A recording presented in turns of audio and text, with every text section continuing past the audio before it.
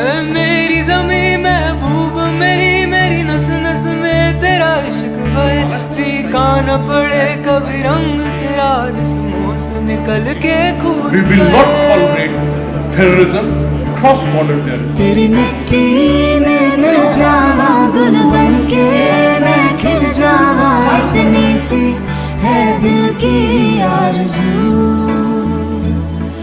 तेरी नदियों में बह जावा तेरे खेतों में लहरावा इतनी सी है दिल की आरज़ू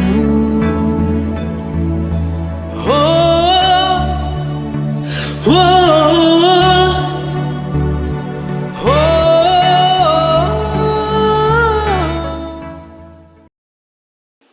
The title for the session is Medieval Period. We have amongst us a panel of distinguished and eminent resource persons. We welcome moderator for the session, Mr. Shiv Kunal Verma, Lieutenant General K.J. Singh, Colonel Ajay Raina, and Mr. J. Sai Deepak. I request honorable guests to kindly take their seats on the stage. Good afternoon, everybody.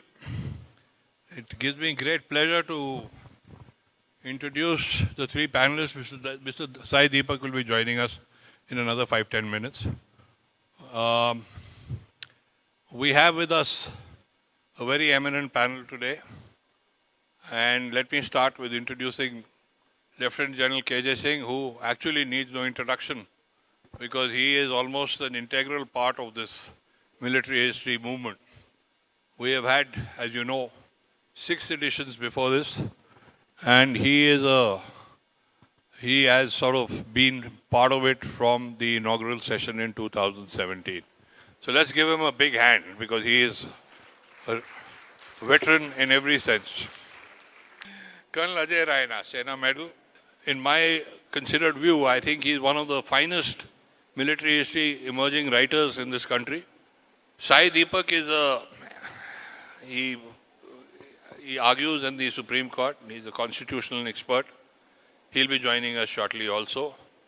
There is a practical necessity to know about the military history of India and the perspective it gives on the critical aspects of warfare in the subcontinent to defend India.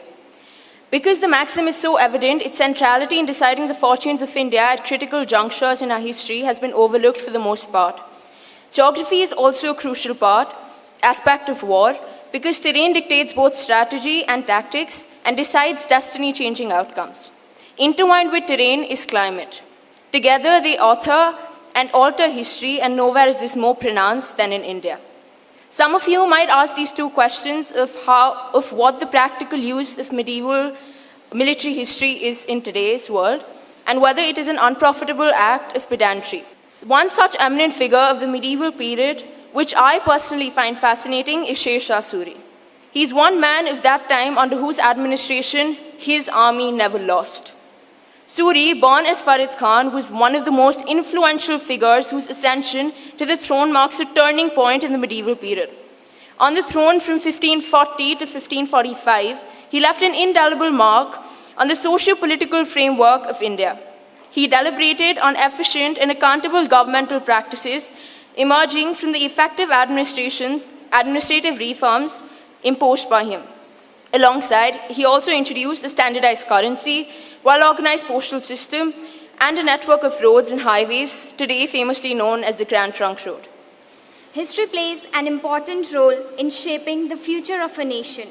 Among the great kings and queens who played lead roles in spectacular drama of India's past, Babur and Humayun hold very important positions. Babur, who distinguished himself as a warrior and writer, was the founder of Mughal Empire in India. He was the true heir of Genghis Khan and Amir Timur. Babur ruled in North India for only 4 years, from 1526 to 1530 Common Era, fighting battles all the time. His time saw the popularization of gunpowder and artillery in India. For the first time since the downfall of Kushan Empire, Kabul and Kandahar became integral parts of Mughal Empire. By dominating them, Babur and his successors were able to protect India from external invasions for almost 200 years. Humayun expanded the frontiers of the empire but lost it to Afghan ruler Sher Shah Suri, who drove him into exile. Humayun took refuge in the court of Safavid ruler of Iran. In 1555, Humayun defeated Sher Shah Suri. You must have heard Humayun being described as he tumbled through life and tumbled out of it. I have a strong aversion towards Mughals for the fact that they could do anything to gain power, be it killing of their blood relatives.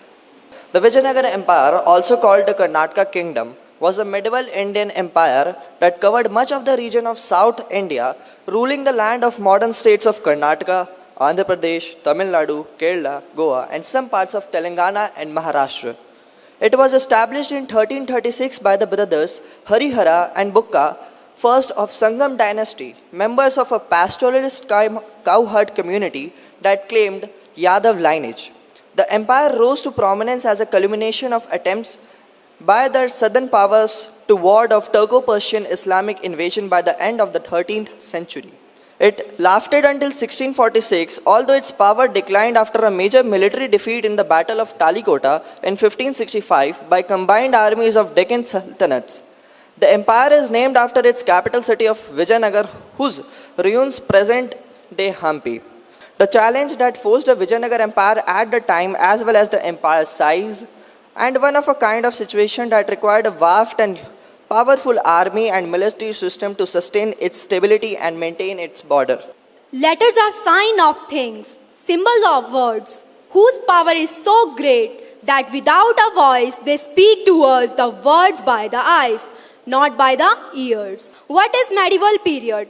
Medieval period is a period between ancient period and modern period. Early medieval period is also known as Dark Ages. This age showed regional and political progress. A lot of dynasties and empires was formed during this period. When medieval period was started, medieval period is divided into two parts, early medieval period and late medieval period. Early medieval period was started from 6th century and ended with 13th century. Late medieval period was started from the end of early medieval period, 13th century, and ended with 16th century. We get to know about medieval period was started with Muhammad bin Qasim from many manuscripts and books. More important one is Chachnama. But who is Muhammad bin Qasim? Muhammad bin Qasim was born 31 December 695 AD and died 18 July 715 AD at the age of 20. His father name was Muhammad Hakam and his mother name was Habibat Uzma. He was the commander of Al-Hazaz, who sent him to capture the land and take revenge.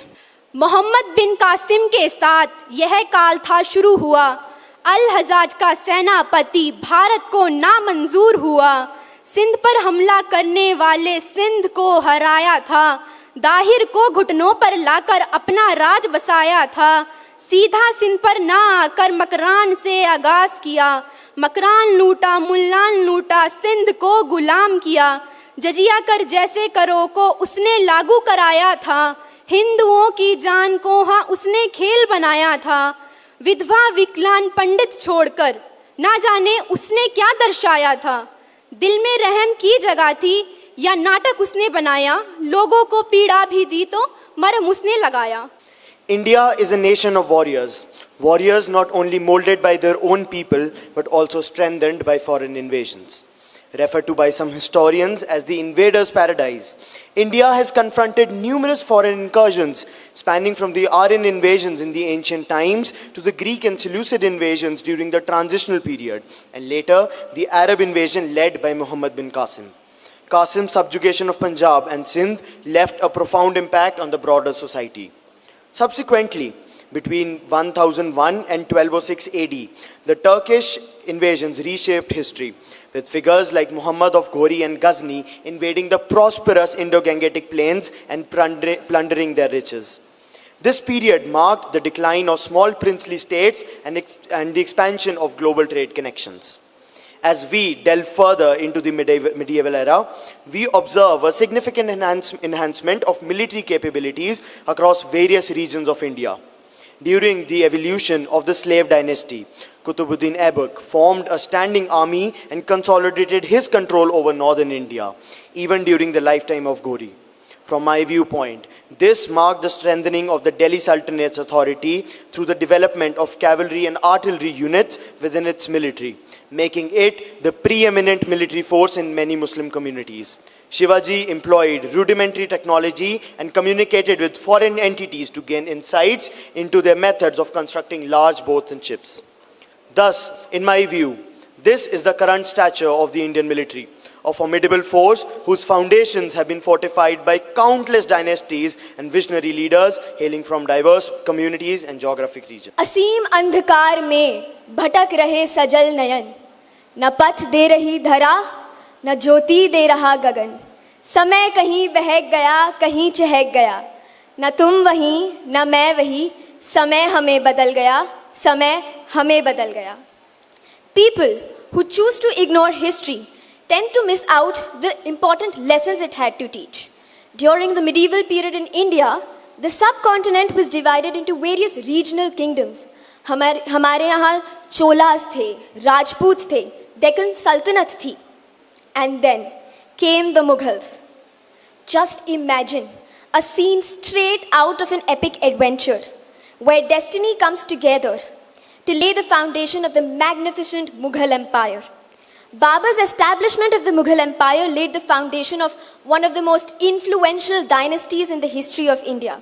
जब बादशाहों के मुंह से खुदा की तारीफ निकले, हमने उसको ताजमहल के रूप में देखा. From Bollywood songs to advertisements today, and of course being one of the 7 wonders, let's reflect upon the profound words of Akbar. गौर फरमाइएगा, इबादत के आदाब से खालिक ने हमें नवाजा है. It is through the grace of divine wisdom that we have been bestowed the privilege of this remarkable era. The Mughals focused on harnessing the power of gunpowder, as one of my delegates mentioned here. They used more of traditional methods, dhanush, talwar, dhal, and what not. Historical takes on the Mughal Empire are like a colorful spice bazaar, where different scholars offer their unique flavors of interpretation. European visitors like Sir Thomas Roe wrote positively about his experience at the Mughal court. British historians like James Mill brewed a cup of controversy, stirring in the idea of a Muslim Mughal rule over a Hindu majority. In his book, Irfan Habib provides insights into the socio-economic and political dynamics of the Mughal era. After centuries of enduring the rise and fall of empires, Mughal to British, we proudly sit here as united and offer homage to our great nation. And well, that being said, I would like to end my speech with a quote. सौगंध मुझे इस धरती की, ये देश नहीं मिटने दूंगा, ये देश नहीं रुकने दूंगा. वचन है मेरा भारत माँ को, तेरा शीश नहीं झुकने दूंगा, तेरा शीश नहीं झुकने दूंगा. The Mughals have had an undeniable impact on India and its history. From them implementing their brilliant military strategies, to them building beautiful monuments with their brilliant architectural skills, and all the way to them considering India their home and intertwining their rich cultural heritage with ours. But we must admit, their invasions in India have been characterized by brutality, betrayal, and endless pillaging. Many factors played a role in the establishment of the Mughal Empire, namely disunity among kingdoms, the fall of the Delhi Sultanate, and the infighting and betrayal within kingdoms.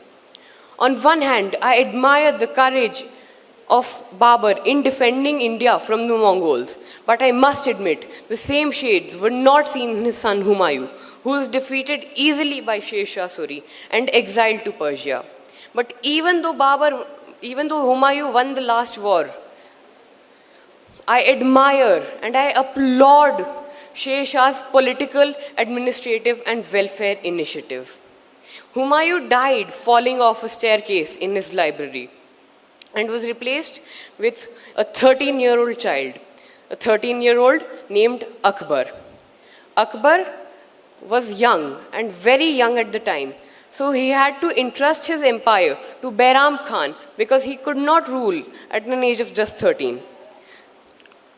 Behram Khan ruled with an iron fist and was famous for his absolutely tyrannical methods, but was eventually ousted due to unrest within the military.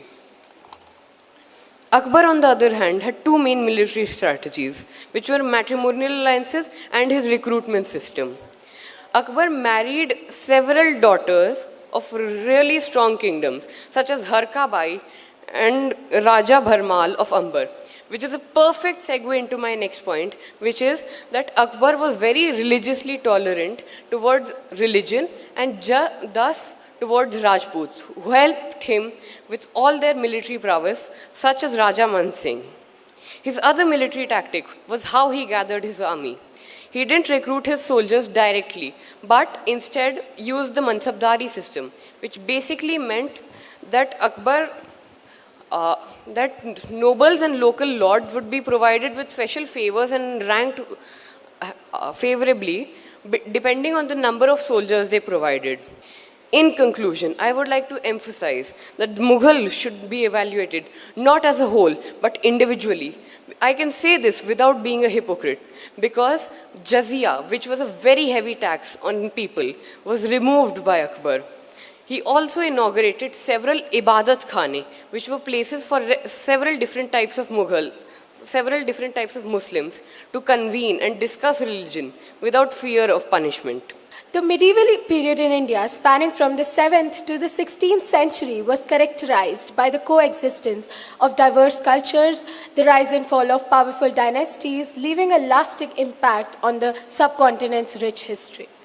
It was a time of cultural unity, economic prosperity, and political upheaval that set up the stage for developments in the Indian subcontinent. The period witnessed a rich exchange of cultures and ideas between the incoming Islamic rulers and existing Hindu and Buddhist traditions. This led to the development of Indo-Islamic architecture, art, and literature, exemplified by structures like the Qutub Minar and fusion of Persian and Indian artistic styles. Thus, the period was a very progressive one. The mighty Delhi Sultanate. The period started when the Second Battle of Tarai. In the battle, Prithviraj Chauhan was defeated by the Muhammad of Ghor, who in turn left his slave Qutbuddin Aibak to rule over Delhi, thus marking the humble beginning of the first dynasty of the Delhi Sultanate, the Mamluk dynasty. Aibak was succeeded by his slave son-in-law Shamsuddin Iltutmish. Then came the Khilji dynasty, amongst whom Alauddin Khilji stands the tallest for many of his notable achievements. He realized that the empire's economy and military might go hand in hand, something which even Pakistan has not understood till now. Thus, having a firm economic base, he raised an army of nearly 3 lakh. Thank you very much. Well, we've heard the student delegates, and most of them have given you a rundown of what the Sultanate was, what the Mughals were, and a lot of the stuff which you've heard is based on what they've read, what their perceptions are, because this is what has been put out in the history books for the last 50, 60, 70 years, ever since independence. If you look at Delhi, for example, which is our national capital, almost all the major highways, etc., all the major roads, etc., all named after Mughal emperors, etc. But a lot is beginning to change now. A new narrative is beginning to come up, which is not a new narrative as such, but for the first time, people are beginning to look beyond what we were asked to inherit in our textbooks when we gained independence. So I'll start with General K.J. Singh, sir. Give us a brief summary, sir. What you see, right now we are listening to the delegates talking about this one came in, did so much good for us. But actually we've had the Arabs, the Persians, the Turks, the Afghans, the Mongols, everybody sitting on the western flank of India. And they are literally poised to come in and see what they can get. So what are they? Give us a bit of a brief history on that, sir. Jai Hind, everybody. And thanks to organizers. I am here 7th time. Actually, I am becoming more like a furniture over here. You know, everybody is recognizing me. But this time when I was given this section, I thought Shiv Kunal has decided to take a revenge on me finally. So I had to do a lot of reading into history. And I would start by saying that it's an afternoon session. Let me ask you a question. How's the Josh? But if I was to ask you, how's the Hosh? The answer will be nothing. Because in today's social media driven age, we are looking at history for different purposes, for building narratives. We were told that you need Mantrana Shakti, you need Yojana Shakti, you need Utsaha Vardhan. Unfortunately, lots of it is being used for Utsaha Vardhan. I'm sorry to point this out, because then what Admiral Chauhan said, we will repeat our mistakes. Medieval period, in my understanding, is a wake-up call for India. It is a wake-up call. India, which was no India. There were rulers who were fighting with each other. Raja Dahir was an impostor into a dynasty. He was not accepted by Jats. He had married his own stepsister.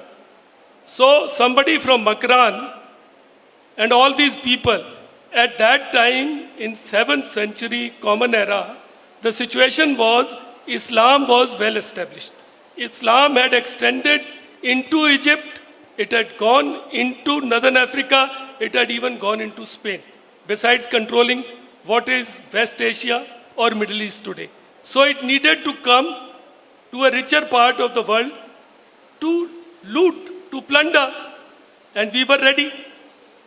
And they demonstrated to us the power of disruptive technology and disruptive strategy. We will discuss about it later, but let me tell you, where did the gunpowder come from? Who brought the gunpowder? They brought it here. But where did they get it from? They got it from Chinese. In the morning, we've done a lot of Utsaha Vardhan and painted Chinese as dwarfs, 2.5 feet or 1.5 feet tall. Let's not forget the whole world trade centered either on silk, ceramics, tea, herbs, gunpowder, paper. Where did it all come from? China.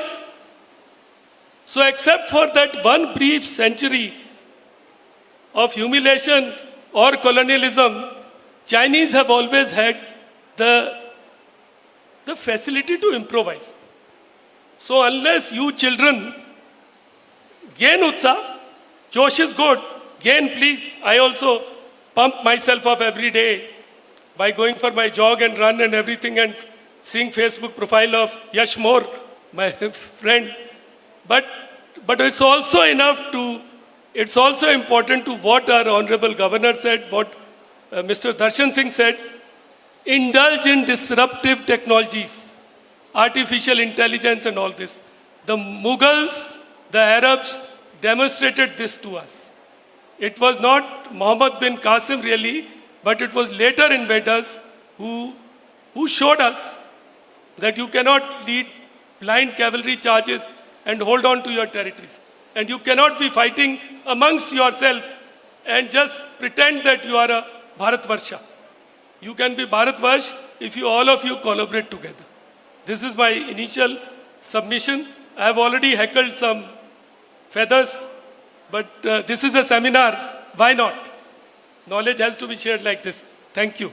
Now, Sai, in fact, this is the biggest problem today, that in a society where we are also polarized to a great extent, where a lot of the stuff is today being, one half of the, we say this is what we inherited is flawed.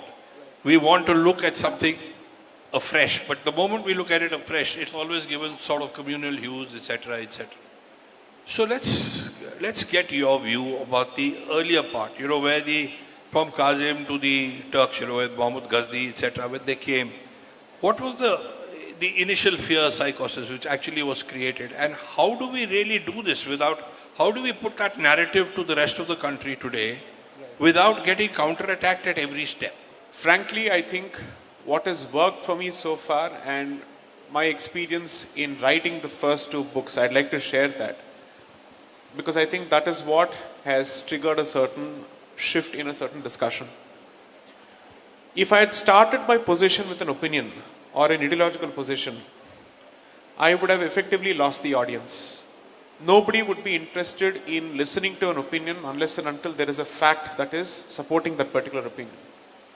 So I am not in the business of revisionism of history or fabrication of history or an alternative viewpoint just for the sake of it. Right. I'm asking myself this basic question as to what we have received so far. Does it have any basis? Or was it more about fabricating a certain point of view without basis? That's how I have gone about it.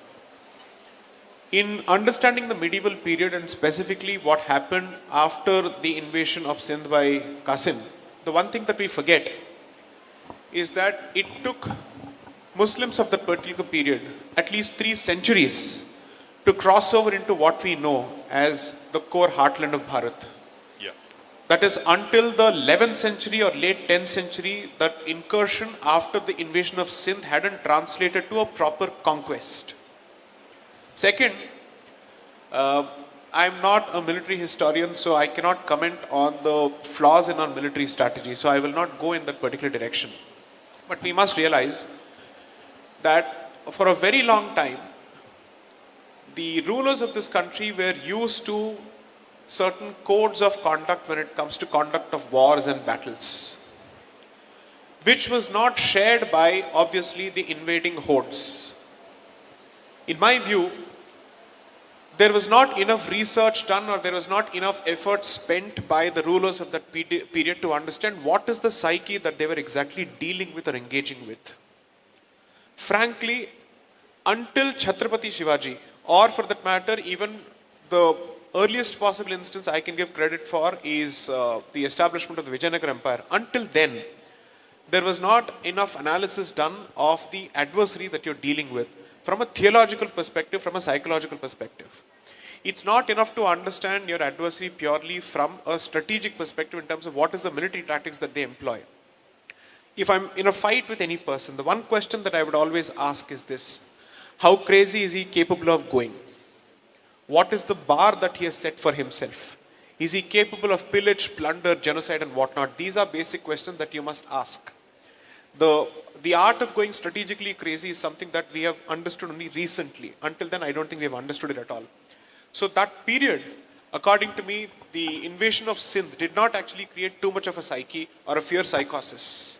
That was seen perhaps as a blip in a radar, because for the next 3 centuries, we did not understand what was happening in the rest of the world and what is the tsunami that's coming our way.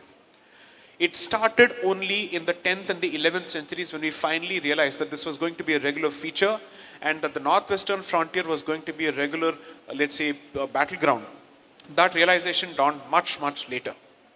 Now, I completely agree with what the previous panelists said, and I don't think I would disagree with them at all. That having a cultural notion as Bharatavarsha is not the same as acting as a concerted political entity. Yeah. So the question that I would want to ask myself is, at least after regular invasions in the 10th century or the 11th century, was there any attempt on the part of the rulers of this country to talk to each other to understand how to deal with it as one single unit, cultural unit or political unit or whatever it may be? In my limited understanding, I haven't seen too many examples of that. I haven't seen too many, let's say, instances of that. So I'm not going to fabricate history to somehow support and say, because there is a Bharatvarsha, there must have been some sense of unity. Right. The fact is, every ruler fights for his territory, fights for his freedom.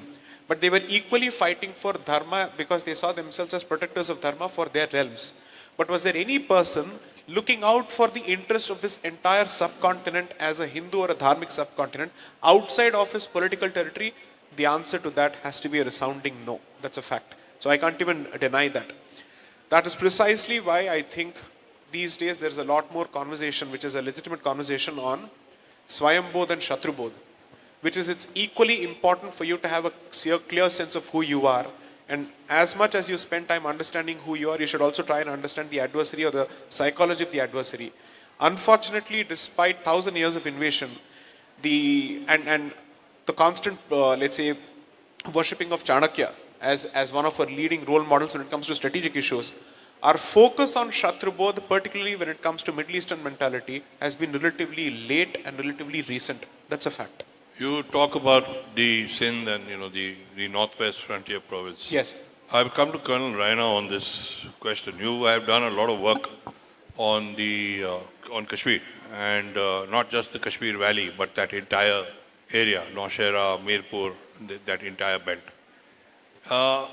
This is the basic route taken by just about everybody who came in, and even the Delhi Sultanate, which, the way everybody today seems to think about the Delhi Sultanate is that they were the ones who were the bulwark against the Mughal, but people forget that the Delhi Sultanate itself was 5 different dynasties coming into India, but they were all coming in from that direction. So what is it about, give us a bit of a background about northern Punjab or Punjab as the bulwark and the last thing, because you see the other problem was that the other fighting, the defenders, so to speak, the Rajputs, etc., were a little bit more to the south, and Sikhism hasn't come up as a bulwark against any kind of invasion. So your views on that? I'll take from where Mr. Sai is left with a very good question of what was happening after invasion of Sindh, and what you are asking, that what happened to Punjab thereafter, because there's a gap of 3 centuries.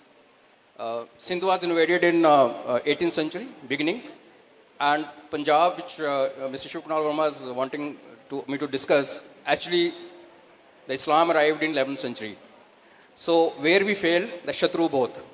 Now what happened is that when Sindh was taken by Arabs, it's not that they didn't try to come up north. One of them in fact went all the way to Kashmir but unsuccessfully came back. In between, what happened in southern Punjab, when I say southern Punjab, I'm looking at the area where Satluj and Indus are the meeting, and southern Dera Jat, that is Dera Ghazi Khan, Multan, Bahawalpur. In this area, what happened after invasion of Sindh, that preachers or missionaries started coming up along the rivers. And they were intelligent enough to set up their bases next to the rivers, because rivers were also the routes of migration of population, which will hurt the animals, cattle, whatever. So over a period of time, another thing which was happening inside our own home was a bit of rigidity on part of a cultural divide or whatever you may call it. So there was fault lines which were here available already. So what they did, they very peacefully and in a very loving way, they exploited that through peaceful preaching without fighting, and they started having a fan following. In fact, if you study the so-called Sufi shrines which are along these rivers, you will realize that over a period of time, the population which became loyal to those shrines later on started fighting for the shrines. They stopped bothering about the kingdoms. So if there were 10 shrines in one kingdom, hypothetically speaking, so you'll have 10 kinds of community defending each other or their own turf. So these 3 centuries actually saw, before Mahmud came in, Mahmud of Ghazni, that a very peaceful way was adopted for intruding into our heartland, because that time Hindu Shahi Empire, which was Kabul Shahi Hindu Shahi, which controlled all the territory from Kabul to Lahore and to the east of Lahore, they were having their own issues, they were having their own fights. There were times when Kabul was lost for 7 years, then it was regained by Hindu Shahis. Now, when all this was happening, missionaries were coming in, and they were being accepted because they didn't come with a sword. So, if you allow me to call that thing as hostiles or whatever who had some issues against us, so Shatru Bodh mein hum fail ho gaye. So we allowed that thing to come, and when the Ghazni came, before arrival of Mahmud of Ghazni, there were many missionaries already established in heartland of Punjab. And you asked me about my area of Kashmir and Jammu and that area. One delegate very well said that it was left in no man's land, because the main route of coming into India, invading India was Punjab, heartland Punjab. And because of geography, because of Jhelum and Chenab and all those corridors there, largely, initially it was left out. But Ghazni did attempt to take on, get into Kashmir 3 times, he failed. But when he failed because he was stopped at a place called Lohara Court in Poonch. Loran Mandi is the name of the place today, there's a fort there. While Ghazni couldn't proceed into Kashmir Valley per se, the preachers with him who accompanied him, they actually converted the population around Poonch, Mirpur, Naushera area. So while he couldn't win the ultimate battle of reaching Kashmir, this area was converted. And thereafter, after arrival of Ghazni, it's been sword, it's been mix of sword and missionary preaching, everything happened. And of course, thereafter, things are very clear. Delhi Sultanate, some delegate already covered. So 320 years, because of fault lines. And while we may say that Mughals came because Delhi Sultanate failed was where did the Delhi Sultanate come from? So where were their roots? They were not so-called Indians per se. They all came from West. So basically it was one guy replacing another guy. So 5 dynasties, but then they had some good points. Raja Sultan, the only lady emperor or ruler in India we ever had that time. She ruled for 3 years during slave Mamluk dynasty. Tughlaqs had the funny idea of shifting the capital from Delhi to Daulatabad. So those things kept on happening. Khilji had his own infatuations. So 320 years of Delhi Sultanate, finally giving into Mughal. Of course, Mughals when they came in, already been spoken well by a lot of delegates, so I'll not go there. Thing to understand is, sir, that 3 centuries between invasion of Sindh and invasion of Heartland Punjab, invasion by sword, there was a game played where population was taken over, the psyche was kind of shifted to other direction peacefully. And we had no clue what was happening. Now, elaborate on the military system that existed at that time with special emphasis. Balban again has been kind of forgotten because the Mongol would have been the third wave, so to speak, if they had succeeded in getting past the Beas. But it was Balban who actually stopped them. So, what was the military systems which allowed these guys again and again to just keep coming with actually nobody being able to put up any kind of a defensive, even a semblance of a fight, sir? Like we have spoken of Shatru Bodh and we have spoken of value-based war fighting. Now, caught up in this value-based war fighting, most of our rulers, Pratiharas, Gujars, Palas, all these rulers were caught in this fascination of cavalry charges, masked elephants, and they would not look at defense as a kind of it was only Shivaji who brought this concept of forts and all. But before Shivaji, there was another person, Balban, who was actually a slave. And he was a slave from Central Asia. And he had got into this. And when he was given charge to prove himself, he established a line of forts which extended right till Bathinda. They were defensive forts and they were used to launch forays. Actually, if you allow me to go a little further, this concept was very intelligently used in the first battle of Panipat, where Babur came out with a concept of Tulghums. Now this concept was based on this, that you divide your force into various tiers or various echelons.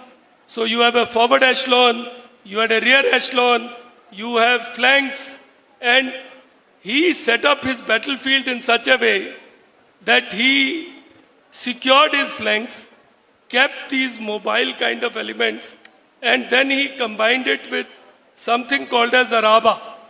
Araba is, he got hold of 400 odd bullock carts, tied them up with each other with animal hide ropes so that the bullock carts will not yield space.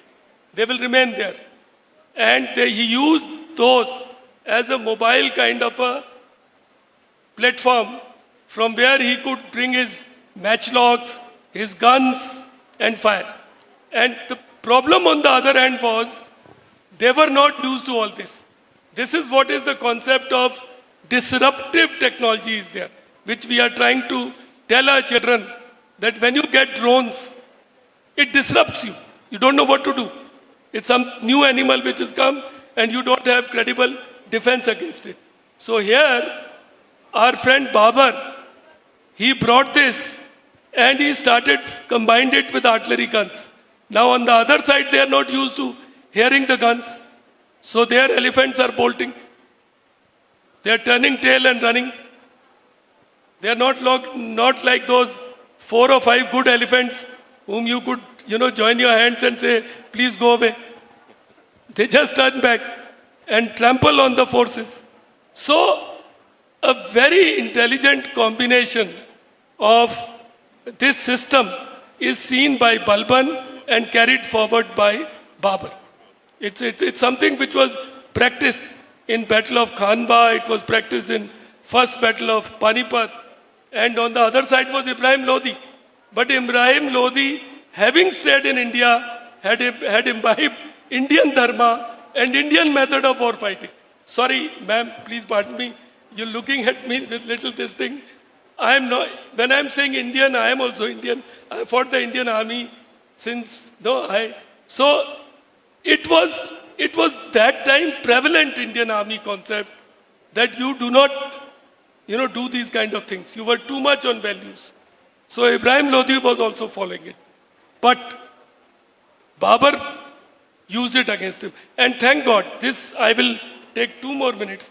This period also spawned, let's not get very despondent. Maharana Pratap, he brought out guerrilla warfare. So guerrilla warfare started from Maharana Pratap and Shivaji. And if I was to ask these children, like Admiral Chauhan asked you about Queen Araba, do you know about a man called as Lachit Borphukan? Anybody, honestly? Chalo, I am impressed. RMC guys have raised their hand because ND has got a statue of that great general. He is the only person who defeated Aurangzeb. So there were people, and like what Sai Deepak is saying, they were not talking to each other.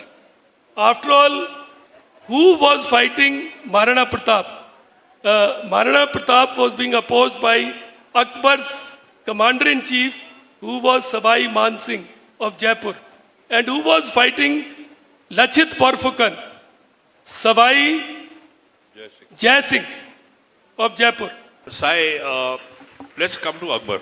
Okay, I think he's one of the most fascinating characters in history because, firstly, Akbar, he starts getting more and more. Initially, as a 13-year-old under Behram Khan, the battle with Hemu, he's a kid. He was not even part of the Panipat War battle. They brought him up, and when they got the unconscious Hemu, Behram Khan asked him to chop off his head. The Mughal chroniclers have later tried to change that narrative because they wanted to portray Akbar as a very magnanimous guy, but actually Akbar did what he was told to do. Even if you see the Battle of Ranthambore, the brutality which Akbar has displayed is no less than Ghazni or anybody. I mean, he skull tower, which was the tactic which was used by everybody. Correct. Yet Akbar becomes a kind of a transformed leader somewhere along the line, partly because of the kind of work he also did in encouraging the arts, encouraging the various things, and then he forms his own religion, this, that, etc. Do you really consider Akbar as some sort of a watershed where the Mughals stop being looked at or stop seeing themselves as outsiders and more as insiders? No, I don't. I think the fabrication of Akbar as a watershed must be credited to the retrospective imputation of secularism to the brutality of history. And that is more of a fabrication post the 50s and 60s. By the coterie of leftist Marxist writers, which Pandit Jawaharlal Nehru put together, and under his able patronage, this was crafted. See, the thing is, the numbers may be significantly different between his predecessors and himself. And it is equally a fact, which I will not deny, that almost towards the end of his life, Akbar almost became an apostate. He did not see himself as a practicing devout Muslim. That much is clear. But the fact of the matter is, we must realize that Islamic rulers are significantly in the hands of their clergy. So even if he did not have any compulsion from within to do what his predecessors did, he was surrounded by very powerful clergy who were increasingly critical of his flirtations with religious leaders of other communities. Most people don't realize that Sayyid Ahmad Sirhindi, who is seen as the progenitor, the ideological progenitor of Dehlavi, lived during Akbar's period, and he was an extremely powerful Sufi saint or a Sufi order clergy member. I think he comes from the Naqshbandi order. So when these people existed, it was impossible for him to deviate significantly from the path that his predecessors had chosen for themselves. If at all there was any sense of nativity that the Mughals ever had, to some extent you can say that Akbar was that blip in the radar. But things went back to square one immediately after Akbar. Even Shah Jahan was nowhere close to Akbar in terms of tolerance and whatnot. Each of them constantly wrote letters, or even their hearts were pining to go back to Samarkand. Their diaries and chronicles constantly say, we will someday go back. Because they were prevented by the Uzbeks from going to that place. So I don't believe that they ever embraced this land. In today's parlance, I will see them as settler colonizers. That is the language that I would use. They were not plunderers and looters in the mold of the Afghans, but they were certainly settler colonizers, which means that they had their epicenter or their focus and their eyes were focused on something else, which is outside the subcontinent. But this land was constantly seen as the launchpad in the hope that someday they would have the wherewithal to go to that place. That's one. Two, in terms of sheer brutality and in terms of number of people killed and the massacres of civilians that were undertaken at the behest of Akbar, he was no exception to Babur or Aurangzeb for that matter. I'll just have one point to make, and just please consider this. History has been extremely unkind to the Rajputs, especially the ones who allied with Akbar. When they know for a fact that it's going to be almost impossible, next to impossible, to defeat this green tsunami, the only thing that they could do is to try and stem it. And they had to protect their people as well as their temples. The literature about, let's say, Mansingh, or for that matter, even Jayachand, who's constantly portrayed as a traitor, I'm sorry to say people haven't done their reading to read the histories of each of these Rajput rulers and how they tried to protect Dharma, people, and their own responsibility and their territories while allying with the Mughals. So there is a fantastic piece of literature which shows that how Raja Mansingh, when he had the opportunity to actually follow Maharana Pratap in the battle of Haldighati, he chose not to do so, giving an opportunity to the object of defeat to run away from the battlefield, because he said, let him go and continue his battle. He actually had the opportunity to go after him and finish him if he wanted to. Mansingh held back his forces. This is documented literature. That is true. Yeah. So I would suggest that before we see them as traitors, we realize the circumstances in which they lived. Because going by that logic, every person who occupied a position under the colonial establishment here must be seen as a traitor, and that would include a lot of our so-called independent freedom fighters as well. So sometimes you have to ally with the tyrant to protect your people from being killed at the altar of faith. That is exactly the tactic that was employed by the Rajputs, and how they revived so many of their practices, how they rebuilt temples, how they continued to patronize the arts while this country was under Islamic rule, is actually a testament to their commitment to Bharat and Dharma that hasn't been understood. Ajay, Kashmir. Kashmir is a typical example where invaders couldn't reach. Islam didn't come to Kashmir when Arabs came riding. It didn't happen. So it's a case study actually for people to think and ponder what happened in Kashmir, and especially what you see today. You forget about today, I'll take you back to 11th century. So Kashmir was never invaded. Mongols did come in, but Mongols didn't follow Islam. They were there for a few years, then they went back. But what was happening was that Sufi, the cult which has started, and they were now coming from Persia into today's Wakhan corridor, then into Gilgit and towards the east. In Kashmir, there was a ruler, Hindu, Sahadev, and during his time, because of infighting, palace intrigues, whatever you may call it, you had a Buddhist coming from Ladakh, Rinchen, which now people debate, but ultimately he staged a mutiny. He took over the reins in Kashmir, became Raja of Kashmir, and then he wanted to convert to Hindus. The high priest of Hinduism said, no, he is a born Buddhist, so he can't be made a Hindu. So he picked up Islam. Now this is much before any invasion. In any case, Kashmir was never invaded, because between invaders and Kashmir stood Punch, the Loran Mandi Lohara code, which I mentioned in the previous section. So then the Sufis, what they did, it's not only Sufis coming and preaching and then Kashmiris falling for it. No. What was happening inside Kashmir, Shaivism was equally liberal. So when the Muslim preachers came, and before Muslim preachers came in, Hindu rulers actually hired Muslim fighters from Punjab to guard their territory. So there are very many levels which actually were happening. So these Sufis, when they came in, first thing they found was they were peaceful, pacific version of Islam. So they found a commonality where Shaivism talked of unity of one. And they said also, we also believe in unity of one. And then we had somebody called Lal Deed.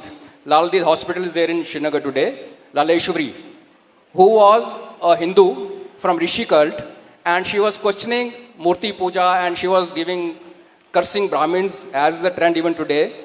So in this environment, when you had a dissatisfaction running inside Kashmir, and you had preachers coming from outside and saying, okay, don't worry, we all one, we all believe in one God, so let's unite. That's how the 5 cults or 5 orders of Sufism entered Kashmir. And Hamdani being, now the funny thing is, Mir Hamdani, who's supposed to be the father of Islam in Kashmir, he had tendencies towards Shia belief. His son, Sayyid Mir Hamdani, had leaning towards Sunnism.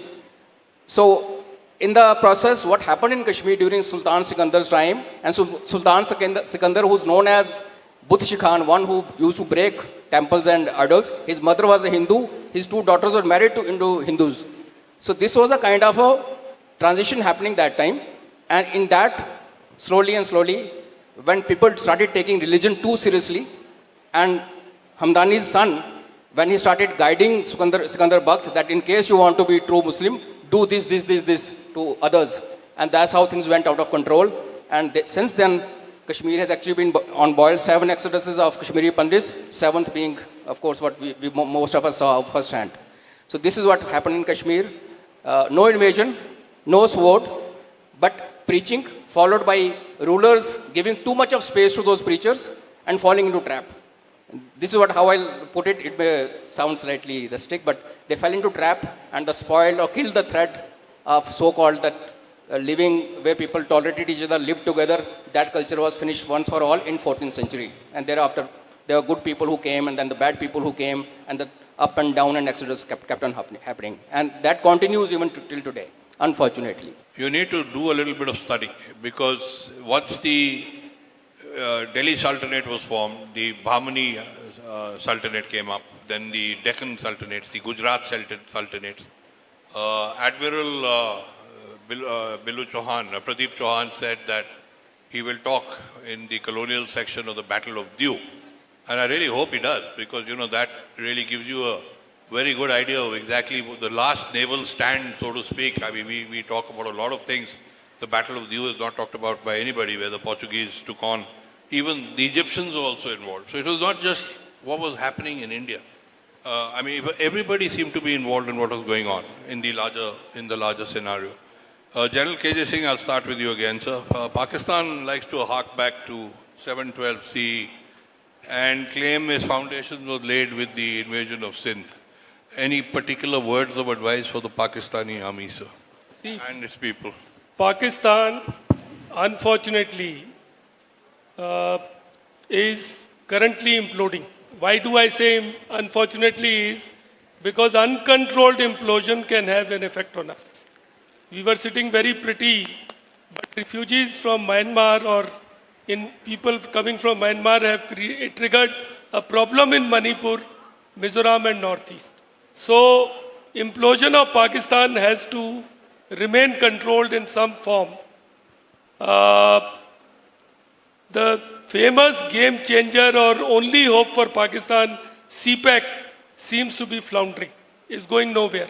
So it was sold by Nawaz Sharif as a game changer, but that doesn't seem to have worked. The core problem of Pakistan of electricity shortage has not even got addressed in this, despite so many power plants being constructed. There are multiple fault lines in Pakistan. To these children, I would just list them out so that you can read more intelligently. Starting from top, Baltis desire some independence, Kashmiris want, Pashtuns want, Waziris want, Balochis want, Sindhis want, Saraikis in south, Punjab want. All these people want autonomy. And there are demographic fault lines. Sunni, Shia, Ahmadiyya, and I am not talking of others, Hindus and Sikhs whom they have eliminated from their country. There are societal fault lines. The Durand line is not working for them. Now Taliban is thinking they need to find depth in Pakistan. So, and the worst part is going back to what Kunal was trying to lead me to. Zia-ul Haq made a cardinal sin. He changed the very template of the Pakistani army. He made it an army which was to look after physical frontiers and also the ideological frontiers. Pakistan army is the only army in the world which looks after ideological frontiers. What a silly thing to do. Why should they do it? And I had written it down. Their motto was so good. Ittihad, Yaqeen or Tanzeem. Unity, faith and discipline. And what has he made it to? He made it to Iman, Taqwa, Zihadi fi, Sab lillah. All meaning that you become theological. So, Pakistan Army, you yourself know, all my service in Indian Army, we used to have one aim, objective, to discredit the Pakistan Army. You know, today we don't have to do it. It's getting discredited on its own. The people in Pakistan are asking, why do we have an army like this? Which has cornered all the plots, all the land, all the income generating avenues and has left us at such a juncture. So children, when you do your studies, try and look into this format. You may get more perspective out of it. Thank you. Sai, I asked the general what was his advice to the Pakistanis. Now I've been hearing you on some of your talks apart from Pondicherry. The British had obviously a very clear-cut objective of dividing things and representing Indian history in a certain manner, which they did. Everything is not painted with a black brush.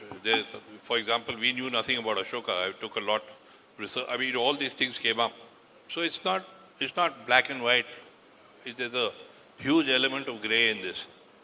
But how do you today, how do you think this entire business, because fault lines are the last thing we can afford at the moment.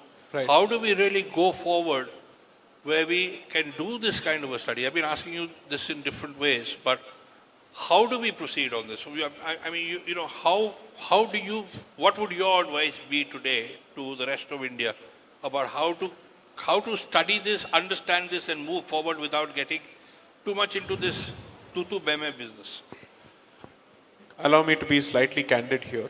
All the student delegates, there is one common aspect to their positions about monuments built by the Mughals, about the contributions of the Mughals. That seems to be the recurring theme. They should ask themselves only one simple question, and they should ask this question through their sources of history. Why do we not find such fantastic monuments being constructed outside the Indian subcontinent? If this was exactly Islamic architecture, why do we not find it outside of Bharat or Bharatiya subcontinent? The answer to that is very uncomfortable.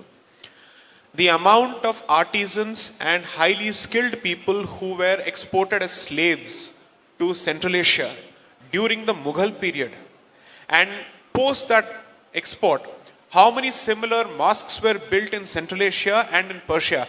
That's a question we never ask. When people keep citing the fact that Bharat's contribution to the world economy was 27% during the Mughal period, they don't realize a significant portion of that contribution was not coming from spices or gold. It was coming from human resources being exported as slaves. That's a very good point. Yeah. Nobody wants to answer this point, or nobody wants to look into this. There is a fantastic, let's say, talk on this subject on Sangam Talks by this researcher by the name Sai Priya. Please watch it. And source after source, document after document is actually presented there. What does this tell you? Now I'll tie that into the question that you posed. We are keen to look at history with rose-tinted glasses. We are hoping to find humanity in instances of barbarity when they don't exist. In your own question, allow me to say this, there's a problem. You cannot run away from this tutu meme at all. You've been trying to run away from it for a very long time. You tried to run away during Khilafat, you failed. 25 years later, there's the partition of this country on religious lines, citing the two-nation theory. Two-nation theory has found more than one base today, one in Pakistan and outside of that, because Pakistan is not a mentality, it's not a geography, it's a mentality. So the question is not how do you address the state of Pakistan, the question is how do you address the mindset called Pakistan, which is not limited to a particular geography. Unless and until you ask this question and you're willing to take certain hard positions, even uncomfortable positions, you will constantly find yourself revisiting 1946 and 1947 on a regular basis. The answer does not lie in burying differences. The answer lies in dealing with those differences and asking hard questions. I agree. Very good. Last person, but not the least, Colonel Raina. What would your advice be? Now, 370s been revoked. There's a situation in Kashmir today. But you know, it just takes one shot to plunge you right back into terrorism. We've had this very unfortunate incident where we've lost 3 officers, 2 army officers, 1 soldier, plus a police officer. Your message to the people of Kashmir today, sir? Kashmir is waking up. In fact, Kashmir is woken up. Like Pakistan is a state of mind. So 370 also had only a psychological thing in Kashmir, which was basically on ground favoring only selected few, the privileged one. Resident of Jammu and Kashmir like me got no benefit other than getting, if my daughter was to get married outside, she would have lost all her property rights, whatever small little things I have. So as a man on ground, and most of us in Jammu and Kashmir, we are very happy 370 is gone. With due regards to what's happening in Supreme Court, that remains a separate debate. We come a long distance, and removal of 370 should not be seen in isolation. There are a lot of things which were happening just before 370 was taken out, including introducing democracy into Jammu and Kashmir through panchayat, which we never had proper panchayat elections. Then, of course, going strong on terrorism, which was already happening. Media management, I may reveal it, that the way Indian Army learned this disruptive technology, only in Kashmir, if you go and study, you will come to know what has happened there and how mindset has been changed. So my request would be to our future leaders here and those, if somebody is listening to us in Kashmir, is that social media, while it enables you, gives you a lot of information, it also tends to take your mind away from the actual thing and then fill it up with something else which suits somebody else sitting away from our country across the border. So, as on date, Kashmir is peaceful. Military issues will keep happening. If a guy has decided to get killed, he will come get killed, and in the process, he'll also try and kill a few of ours, which I'm sure our organization has taken enough steps. Our SOPs are being revised. So that thing doesn't worry me. What worries a bit is what is happening in Rajouri and Poonch. Now, what is happening till now, Kashmir is basically, they follow Deobandi sect. And Rajouri Poonch is like Pakistan. Like northern Pakistan is Deobandi and southern is Labaik. So Poonch, Rajouri belt, my belt where I belong to, basically Barelvi. So there was never a kind of unification between two ideologies. And that's why you saw that even though Rajouri Poonch had flared up once upon a time, but about last 12 years, it's been very peaceful. So they have come up with this identity, a new concept called Common Islamic Identity, CII. Through which they are reaching out to masses, young minds, and telling, so what, you are a Barelvi, so what, I am Deobandi, let's unite. That's why I said, what happened in Kashmir in 11th century, 12th century, it continues to happen. So this is what we must be aware of. These are games being played. There's Islam, Islamic identity. This is being done to get few more people killed on either side. So my advice and my request and submission would be careful, stay alert, see through their tricks, and then choose what is best for you. And for that, we don't have to do anything. Just refer to elders. Elders who have seen 47, elders who have seen the bloodshed, they will never give you wrong advice. We tend to ignore them, and then we rely on social media and the thing in our hand, and that's where things go wrong. That's all I'd like to say. This is what we mean by left, right, and center and the storms of silence. We want you guys to go out there. We want you to study. See what the left is saying. See what the right is saying. But form your own opinions. Some of you are going to be leftists when you grow up. Some of you will be rightist. That's human nature. But don't ever forget that we are basically Indians, and India has to and always, each and every time, come first. Keep studying, keep reading, keep opening your eyes. This is a very, very complex subject. You need to understand it inside out. There are no 100% answers on it, but you will arrive at it. And the more informed you are at the end of it, the better individuals you will be to handle these complex problems in the future. So, sir, my question is for, again, Sir Sai Deepak. Previously, Mr. Raina talked about Article 370 and how its abrogation has affected Kashmir. Me personally, coming from Jammu and Kashmir, sir, I have experienced it firsthand, how the abrogation of Article 370, which can be called unconstitutional, obviously, destabilized the area. So do you think it is justified, the unconstitutional abrogation of the article is justified? And do you think this destabilization that is occurring right now will help our country and the state as a whole develop in the future? So I don't know if law is something that you would want to consider as a career of choice in the future. 370 has not been abrogated because it continues to remain in the constitution. What has happened is amendment of 370, not abrogation of 370. I've seen a lot of leading talking heads make the very same mistake. Let's not call it abrogation. If the provision remains and it has undergone a change, it is not abrogation, it is amendment. So that's point number one. Point number two, I don't believe that the effects of the amendment of 370 should be judged so soon, because you're looking at a period from 2019 to 2023, whereas 370 has been around at least for 17 years, or at least the unamended version was around for such a long time. Therefore, I think it would be premature to say what it has done, what it has not done. The amendment of Article 370 was not waving a magic wand and changing the situation overnight. What it was meant to do, according to me, is to finish the sense of entitlement and specialist treatment that a particular region asked for itself under the Constitution. That is the first thing, that we are special. No, you are not. You are the same as everybody else. Every law that applies to every other region of this country shall apply to the state of Jammu and Kashmir, or to the Union of Jammu and Kashmir Union Territory, was the message that had to be sent. It has sent that message. Second, there were multiple vested political interests within the valley who were holding the rest of the state hostage. Kashmir spoke on behalf of Jammu, Kashmir spoke on behalf of Ladakh, when both of these regions were and remain capable of speaking for themselves. So those voices which were being suppressed by Kashmiris themselves or members of the valley themselves have been liberated. So no, I believe that it's certainly good for those regions. 3, I am of the conscious view that the situation will continue to go through this destabilized period as long as we do not create enclaves for Kashmiri Pandits to settle with enough support and enough protection, and for the rest of Bharatiyas to go and buy property to live there as equal citizens.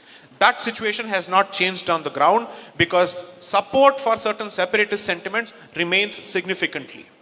People want tourists and tourist money, they don't want Indians. That is the distinction. Because tourism gives you money, that money is used for all sorts of anti-national activities, but they don't want India or Indians to settle there. That situation has to be addressed, and I don't believe in soft peddling or mollycoddling these kind of separatist sentiments. We have tried that long enough, and we have paid the bloody price. Whatever may be the price, it must be paid to ensure that at the end of the day, no state, no region, no community, no group, no part of this country entertains secessionist, separatist sentiments anywhere. Whether it is Dravidianists or Kashmiris, I will treat them at par with each other. If they believe that the only way they can survive is to move away from this country, that cannot be accepted under any circumstances. I say this as a practicing constitutional lawyer. The integrity of this country as a single political unit is sarvopari. Everybody else is dispensable and fungible. I want to thank General KJ sir. As always, it's been an absolute pleasure to have you with us.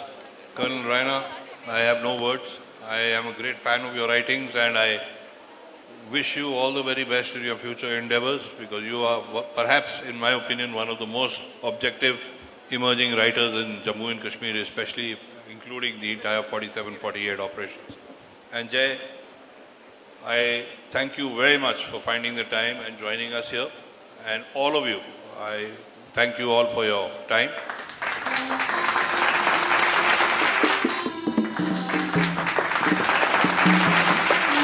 very big hand for all three gentlemen with me.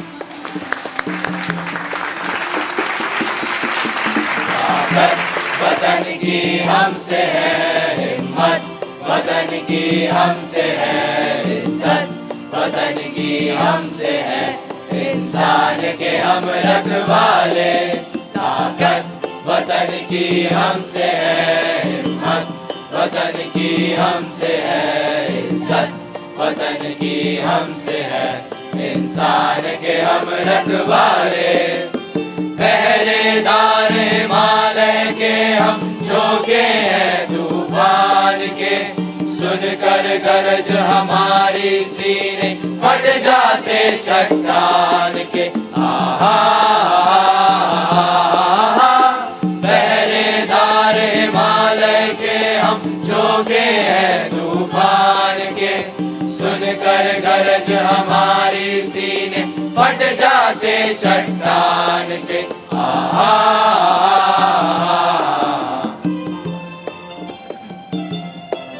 ताकत वतन की हमसे है हिम्मत, वतन की हमसे है इज्जत, वतन की हमसे है इंसान के हम रखवाले।